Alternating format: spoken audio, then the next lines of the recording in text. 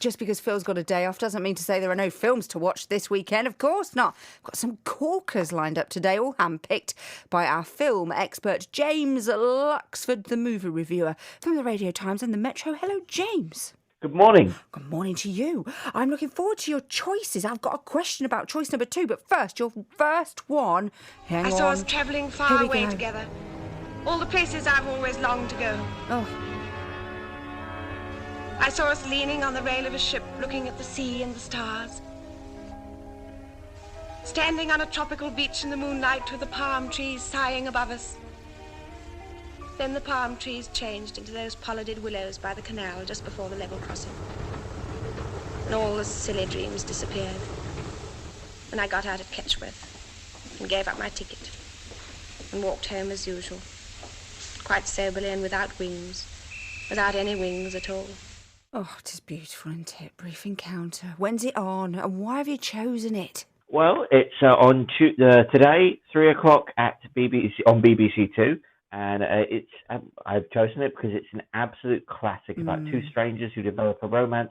They both know can't last, as you may well have gotten from that clip. I think it's absolute genius. If you haven't seen it, you're in for a treat. I think it sets the blueprint for weepy romance and incredible direction from David Lean. It's just a classic British movie that I think its influence stretches right to today. Oh, and it is beautifully, beautiful. Oh, it's just stunning, isn't it? And it's actually just listening to her voice and the kind of the way what's the word I'm trying to look for? Speech is just the language that's used and I don't know. It's just amazing. Like, who would say now? I dreamed of the pollarded trees. You just wouldn't. Oh, it's just such a journey back through time as well. Absolutely, and I think. Just a very simple film and a reminder of sort of around that time, 40s, 50s, what a powerhouse Britain was in telling these incredible stories that influenced everyone around the world. Okay, film number 2 is a film which is being screened on Saturday afternoon. Here's a little taster. What are you doing in my house? I thought you were chained up, possibly. Why did you think that? Because I heard you scream, and then I called the police. Okay, both of you need to go right now. Yes, okay. Wait, one second. Hi, I'm Champ. Nice to meet you. Hey, we're going to the semi-formal later tonight, and I don't know, you should come and invite a friend. I really don't care what she looks like. Did you unlock a book? Yeah, I did. I'm sorry. It's around here somewhere. I just dropped it, and I'll put it back where it belongs, and we'll be out of your hair. Look, here it is. No, don't open it!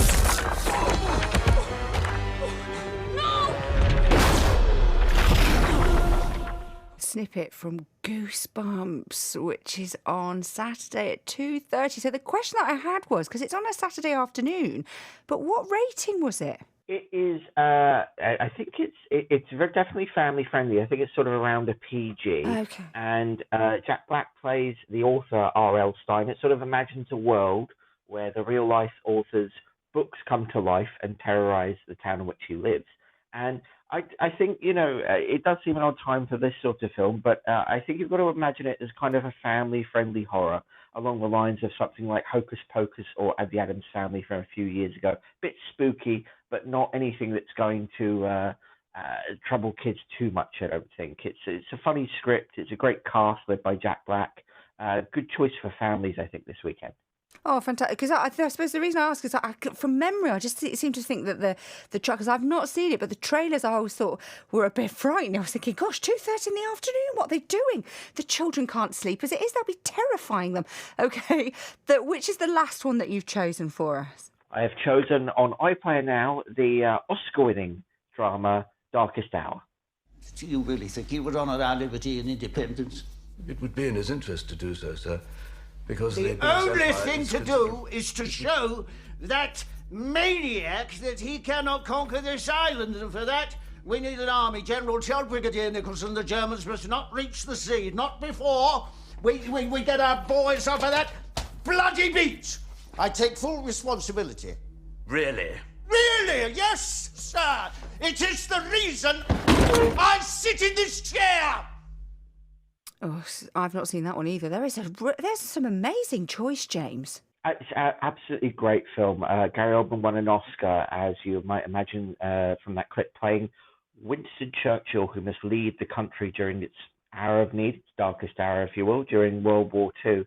And I think sometimes a film is made by a performance, and this is one of those times. Oldman is terrific, showing the human side of Winston Churchill. Plays a little bit with real life, as these films tend to do. There's a little bit of skewing of facts, but I think as a portrait of someone we all know very well, it's just superb.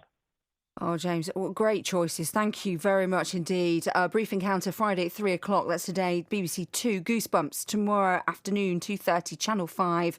And Darkest Hour is on iPlayer now. We'll have your mystery year for you. But just before we do, let's catch up with Clive Eakin.